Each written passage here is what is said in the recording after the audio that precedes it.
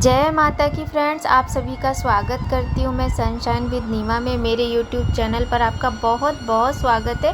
तो फ्रेंड्स, आए हैं माता के नवरात्रे और नवरात्रे मतलब नवरात्रि मेरी मैया रानी की। तो आओ मिलकर जयकारा लगाते हैं अपनी शेरा वाली माता का, मिलकर मनाते हैं मैया को, गुणगान करते हैं, उनका भजन करते हैं, कीर्तन करते हैं, जप करते हैं, तप करते हैं, जो करते हैं मिलकर करते हैं कि हे माँ आओ माँ, शेर पे सवार होकर आओ माँ, हमारे घर में विराजो माँ, हम सबका कल्याण करो माँ, हम सब पर अपनी कृपा बरसाओ माँ, अपना आशीर्वाद बरसाओ माँ, और अब ना हमें तरसाओ माँ, दर्श दिखाओ माँ। तो सब लोग मिलकर जयकारा लगाते हैं, बोलिए अम्बे मात की जय, बोलिए माता रानी शेरा वाली मात की जय, बोलिए साँचे मैया तेरे भुवन देवला चले, मैया तेरे भुवन देवला चले, अरु जग्यो जियारो होए मेरी अबला रानी, जग्यो जियारो होए मेरी अबला रानी, तेरे भुवन देवला चले, मैया तेरे भुवन देवला जले। बोलो अम्बे मात की जय। तृतीय अध्याय, तीसरा अध्याय, सेनापतियों सहित महिषासुर का वध। तो देखते हैं तीसरे अध्याय में, यहाँ पर आपने देखा दूसरे अध्याय में देवताओं ने स्तुति की और किस तरह से ब्रह्मा विष्णु महेश इंद्र और सभी देवताओं के देवताओं से एक ज्वाला उत्पन्न हुई, एक प्रकाश उत्पन्न हुआ जिससे माता रानी प्रकट हुई, किस तरह से उनको वस्त्र आभूषण सभी चीज़ें उनकी बनी। तो आपने ये सब सुना, और माता रानी कैसे आकर उन सभी कितने राक्षस थे, मुझे तो समझ ही नहीं आ रहा, करोड़ों थे, कितने कोई गिनती नहीं, अनगिनत राक्षस थे, और एक हमारी प्यारी माता रानी कैसे उन राक्षसों से लड़ रही हैं, किस तरह से उन राक्षसों का वध कर रही है। तो नारी जो है वो माता का ही रूप है, माता रानी का दिया हुआ एक धरती पर आशीर्वाद है। लेकिन ऐसा नहीं कि हर नारियाँ भी बहुत तरह की होती हैं। अगर हम अच्छे कर्म करें, हम नारी के सारे जो कर्तव्य होते हैं उनका पालन करें, कि जैसे नारियाँ होती है, एक अच्छी पत्नी, एक अच्छी बेटी, एक अच्छी माँ, है ना। नारी के बहुत सारे रूप होते हैं, मैं कितने गिनाऊँ यहाँ पर, क्योंकि अभी पूजा पाठ की बात है। तो हमें अपने कर्तव्यों के प्रति हमेशा ईमानदार होना चाहिए, सदैव ही ईमानदारी से अपने कर्तव्यों का पालन करना चाहिए। और किसी एक नारी की बात नहीं है, सारी नारियों की बात है। हम अगर गलत रास्ते पर चल भी रहे हैं ना, तो हमें अपनी माता के आशीर्वाद से, माता की इन पुस्तकों का जब हम ध्यान करेंगे, जब हम इनका बखान सुनेंगे, तो हमारे अंदर खुद ही एक ऐसी भावना उत्पन्न होगी कि हम गलत रास्ते को छोड़कर सही रास्ते पर चलने लगेंगे। लेकिन वो तब होगा जब आप गलत चीज़ों को छोड़कर सही धर्म के रास्ते पर चलोगे, जब आप धार्मिक पुस्तकों का बखान सुनोगे, जब आप धार्मिक पुस्तकों का अध्ययन करोगे। सभी के पास समय, जब हमारे पास मोबाइल देखने के लिए समय होता है, फालतू की वीडियोस देखने के लिए समय होता है, तो क्या ये इतनी अच्छी अच्छी धार्मिक पुस्तकें बनाई हुई हैं हमारे पुराने महान ऋषियों ने, इतने विद्वानों ने, भगवान ने ही तो ये सब किसी को बुद्धि दी होगी, तभी तो ये इतनी अच्छी अच्छी ज्ञानवर्धक पुस्तकें बनी हैं। तो धरती कैसे बनी, ये सृष्टि कैसे चलती है, सृष्टि कैसे बनी, ये सब इन पुस्तकों में वर्णित है। लेकिन उसका हमें, वो जब हम सब कुछ सुनेंगे, उनका हम ध्यान सुनेंगे, जो उनमें वर्णन है उसको हम ध्यान से सुनेंगे, तभी तो हमें पता चलेगा। तो आप इन्हीं चीज़ों को अगर जीवन में अपना लेते हैं कि माँ क्या है, माँ कितनी महान है ना, माँ अपने बच्चे को कभी दुखी नहीं देख सकती, तो ना जाने कितने घर परिवार सुखी और संपन्न हो जाएंगे, कितनों के कष्ट कट जाएंगे, है ना। चाहे स्त्री हो चाहे पुरुष हो, सभी को समझना चाहिए इस चीज़ को कि हमें गलत रास्ते पर नहीं जाना है, सदाचार को अपनाना है, धर्म को अपनाना है ना। तो चलिए ज़्यादा देर ना करते हुए हम तृतीय अध्याय की शुरुआत करते हैं, प्रारंभ करते हैं। बोलो अम्बे माते की जय। सेनापतियों सहित महिषासुर का वध। जगदम्बा के श्री अंगों की कांति उदय काल के सहस्त्रों सूर्यों के समान है। वे लाल रंग की रेशमी साड़ी पहने हुए हैं, उनके गले में मुंडमाला शोभा पा रही है। उनके सीने पर रक्त चंदन का लेप लगा है। वे अपने कर कमलों में जप मालिका, विद्या और अभय तथा वर नामक मुद्राएं धारण किए हुए हैं। 3 नेत्रों से सुशोभित मुखारबिंद की बड़ी शोभा हो रही है। उनके मस्तक पर चंद्रमा के साथ ही रत्नमय मुकुट बंधा है तथा वे कमल के आसन पर विराजमान है। ऐसी देवी को मैं भक्ति पूर्वक प्रणाम करता हूँ। ऋषि कहते हैं, दैत्यों की सेना को इस प्रकार तहस नहस होते देख महादैत्य सेनापति चिक्षुर क्रोध में भरकर अंबिका देवी से युद्ध करने के लिए आगे बढ़ा। वह असुर रणभूमि में देवी के ऊपर इस प्रकार बाणों की वर्षा करने लगा जैसे बादल मेरुगिरी के शिखर पर पानी की धार बरसा रहा हो।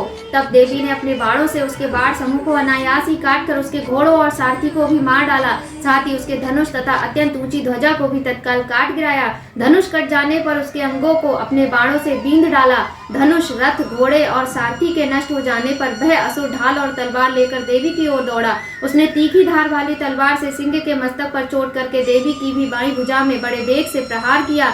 राजन, देवी की वहां पर पहुंचते ही वह तलवार टूट गई। फिर तो क्रोध से लाल आंखें करके उस राक्षस ने शूल हाथ में ले लिया और उसे उस महादैत्य ने भगवती भद्रकाली के ऊपर चलाया। वह शूल आकाश से गिरते हुए सूर्यमंडल की भांति अपने तेज से प्रज्वलित हो उठा।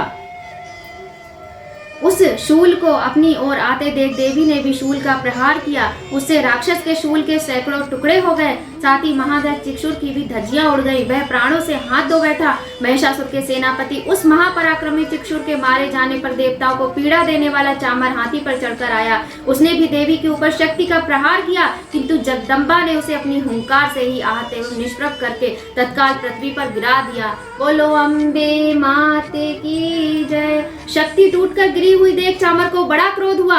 अब उसने शूल चलाया, किंतु देवी ने उसे भी अपने बाणों द्वारा काट डाला।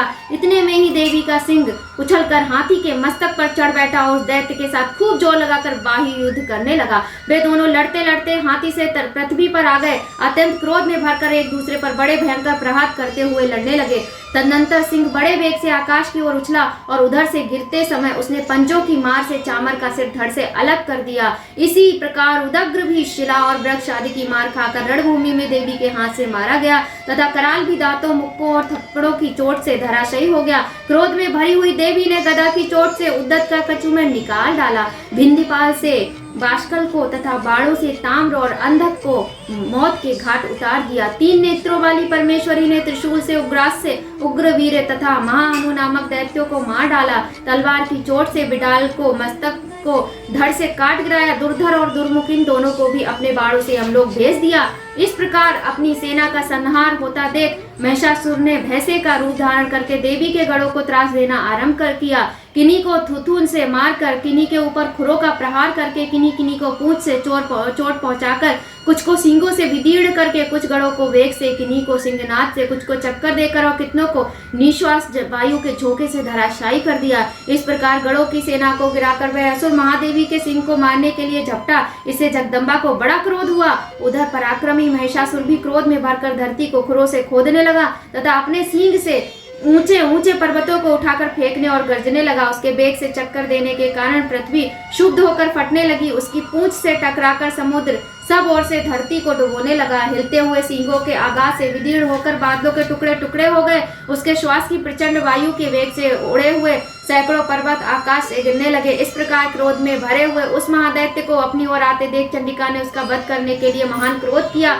उन्होंने पाश फेंक कर उस महान असुर को बांध दिया। उस महासंग्राम में बंध जाने पर उसने भैंसे का रूप त्याग दिया और तत्काल सिंह के रूप में वह प्रकट हो गया। उस अवस्था में जगदम्बा ज्यों ही उसका मस्तक काटने के लिए उद्यत हुई, त्यों ही वह खड्गधारी पुरुष के रूप में दिखाई देने लगा। तब देवी ने तुरंत ही बाणों की वर्षा करके ढाल और तलवार के साथ उस पुरुष को भी बांध डाला। इतने में ही वह महान गजराज के रूप में परिणत हो गया तथा अपनी सूंड से देवी के विशाल सिंह को खींचने और गर्जने लगा। खींचते समय देवी ने तलवार से उसकी सूंड काट डाली। तब उस महादैत्य ने पुनः भैंसे का रूप धारण कर लिया और पहले की ही भांति चराचर प्राणियों से तीनों लोगों को व्याकुल करने लगा। तब क्रोध में भरी हुई जगन माता चंडिका का बारंबार उत्तम मधु का पान करने और लाल आंखें करके हंसने लगी। उधर वह बैल और पराक्रम के मत से उन्मत्त हुआ राक्षस गर्जने लगा और अपने सींगों से चंडी के ऊपर पर्वतों को फेंकने लगा। उस समय देवी और बाणों के समूहों से उसके फेंके हुए पर्वतों को चूर्ण करती हुई बोली। बोलते समय उनका मुख मधु के मत से लाल हो रहा था। बाड़ी लड़खड़ा रही थी। देवी ने कहा, ओ मूढ़, मैं जब तक मधु पीती हूँ तब तक तू क्षण भर के लिए खूब गर्ज ले। मेरे हाथ से यहीं तेरी मृत्यु हो जाने पर अब शीघ्र ही देवता भी गर्जना करेंगे। ऋषि कहते हैं, वो कहकर देवी उछली और उस महादैत्य के ऊपर चढ़ गई। फिर अपने पैर से उसे दबाकर उन्होंने शूल से उसके कंठ को आघात किया। उनके पैर से दबा होने पर भी महिषासुर अपने मुख से अभी आधे शरीर से ही वह बाहर निकल पाया था कि देवी ने अपने प्रभाव से उसे रोक दिया। आधा निकला होने पर भी वह महादैत्य देवी से युद्ध करने लगा। तब देवी ने बहुत बड़ी तलवार से उसका मस्तक काट गिराया। फिर तो हाहाकार करती हुई दैत्यों की सारी सेना भाग गई तथा संपूर्ण देवता प्रसन्न हो गए। बोलो अम्बे माते की जय। बोलो माता जगत जननी महामाई माँ दुर्गे अंबिके महाकाली की जय। इस प्रकार श्री मार्कंडेय पुराण में सावर्णिक मनमंत्र की कथा के अंतर्गत देवी महात्म्य में महिषासुर वध नामक तीसरा अध्याय पूरा हुआ। तो दोस्तों, कल हम आपके समक्ष लेकर आएंगे चतुर्थ और पंचम अध्याय। हो सकता है एक अध्याय और बढ़ा लें, जैसा भी हो पाएगा। और आप हमारे साथ बने रहिए और ये भक्ति की शक्ति का लाभ उठाइए। माता रानी के नवरात्रे आए हैं दोस्तों। नवरात्रे बड़े ही भाग्यशाली लोगों को मिलते हैं खुशी खुशी। और पता नहीं जीवन क्या है, कि कितने दिनों का है, क्षण भर का जीवन माना जाता है। तो जो भी समय आज हमारे पास है उसी में माता की भक्ति कर ले, माता का प्रेम पाले, माता का प्यार पाले, माता के चरणों में अपने आप को समर्पित कर दे और माता से विनती करें कि हे माँ, हे करुणामयी, हे अंबिके, हे जगदम्बे, हे दुर्गे, हे माँ, आप तो सबके कष्टों को दूर करती हो माँ, हमारे भी कष्टों को दूर करो माँ, हमारे भी कष्टों को दूर करो माँ, हमारे भी दुखों को दूर करो माँ, सबका कल्याण करो माँ, हमारा भी कल्याण करो माँ। बोलो अम्बे माते की जय।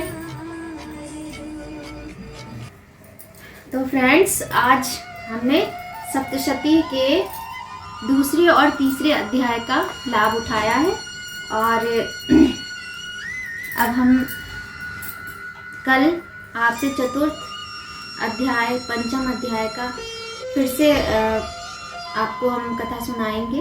और बने रहिए सनशाइन की भीमा के साथ। और अगर आपको हमारी वीडियो जरा सी भी अच्छी लग रही हो, इतनी सी भी अच्छी लग रही हो, तो आपसे हमारी प्रार्थना है कि कृपया हमारे चैनल को सब्सक्राइब कीजिए, वीडियो को लाइक और शेयर कीजिए। फ्रेंड्स, ऐसा नहीं है कि खाली मैं वीडियो बनाने के लिए करती हूँ। मुझे वैसे भी पूजा पाठ करना बहुत अच्छा लगता है। मेरा रिश्ता है भगवान के साथ। मेरे जीवन में भी बहुत बड़े बड़े दुख आते हैं। मेरा विश्वास भी थोड़ा ऐसे होने लगता है कि नहीं, भगवान जी तो मेरी सुनते ही नहीं है, तो ऐसा लगता है नहीं, पर ऐसा नहीं है। फिर लौट फेर के मैं वहीं आ जाती हूँ, क्योंकि मुझे इसके बिना मुझे कुछ अच्छा ही नहीं लगता। पूजा पाठ के बिना मुझे चैन ही नहीं मिलता। तो भक्ति में बड़ी शक्ति होती है। माता की पूजा करो, प्रभु की पूजा करो, उनका गुणगान करो और अपने जीवन को सफल बनाइए। और फिर से मैं आपको बताना चाहूँगी, आपके घर में बड़े बुजुर्ग होंगे, जो असहाय लोग हैं, जो पढ़ नहीं सकते हैं, वो मेरी इस कथा से माता रानी की भक्ति का आनंद ले सकते हैं। माता रानी सबके कष्ट दूर करती हैं। तो आप अपने घर में बीमार लोगों को और बुजुर्ग लोगों को मेरी ये वीडियो ज़रूर सुनवाएं, इसका लाभ उनको ज़रूर दिलवाएं। माता रानी उनके सारे कष्ट दूर करेंगी। माता रानी हमें हर दुख सहने की शक्ति देती है। तो माता जो दुखी हैं, जो परेशान हैं, जिनके जीवन में निराशाएं हैं, उन लोगों की निराशा जरूर दूर करेंगी माता रानी। लेकिन आपको भी माता से प्रेम करना पड़ेगा। और आप विश्वास कीजिए, अगर आपको रोना है ना, अगर आपको दुख है, अगर आपको रोना है, तो भगवान के आगे रोइए, माता रानी के आगे रोइए। अगर हम किसी से फ़ोन पे बात करके रोते हैं, हम किसी के सामने रोते हैं ना, तो भले उस समय हमें थोड़ा सा सहानुभूति दिखाए, लेकिन पीठ पीछे सब कोई मजाक ही उड़ाता है। हम जानते हैं, हमें भी इस तरह का अनुभव बहुत है। इसलिए अपने दुखों को किसी से मत कहिए। अपने दुखों को दूर करने के लिए अपनी माता से कहिए, अपने भगवान से कहिए, क्योंकि एक जन्म देने वाली माँ और एक भगवान, ये माँ है, पिता है, सब कुछ है। ये इनके अलावा संसार में सच में कोई अपना नहीं होता। सबसे ज़्यादा अपने यही होते हैं। आप अपनी माँ को बचपन में काटते हो, नोचते हो, कुछ भी करते हो, कितना कष्ट देते हो, बाल पकड़ के बच्चे माँ के खींच लेते हैं, लेकिन माँ को थोड़ी देर के लिए गुस्सा आएगा, फिर माँ अपने बच्चे को छाती से लगा लेती है। तो माँ से बड़ा संसार में कोई भी नहीं है। मैं तो सबसे यही प्रार्थना करना चाहूँगी, सभी अपनी माँ को का सम्मान कीजिए, माँ से प्रेम कीजिए और माँ की भक्ति कीजिए। तो आज के लिए बस इतना ही, और काफ़ी समय हो गया है और संध्या बंदन मुझे भी करना है, पूजा भी करनी है। और बच्चों के लिए भी खाना पीना भी बनाना है। अच्छा, आजकल मैं डेली ब्लॉग शेयर नहीं कर पा रही हूँ इसी वजह से, क्योंकि पूजा पाठ में समय लगता है और पूजा पाठ में मुझे किसी भी तरह का कोई विघ्न बिल्कुल भी मुझे भाता नहीं है। तो मुझे ऐसा लगता है कि मेरी माता रानी की पूजा पाठ में कोई विघ्न ना पड़े, तो डेली ब्लॉग मैं अब नवरात्रि के बाद ही लेकर आऊँगी। बीच में किसी दिन अगर मुझे मौका मिला, कोशिश करूँगी, हो पाया तो ठीक है, नहीं तो मैं बाद में ही लेकर आऊँगी। लेकिन आपसे विनती करती हूँ, आप ज़्यादा से ज़्यादा मेरी वीडियोस को शेयर कीजिए, मेरे चैनल को सब्सक्राइब कीजिए, लाइक कीजिए और मिलेंगे आपसे एक नई वीडियो में। बोलो अम्बे माते की जय।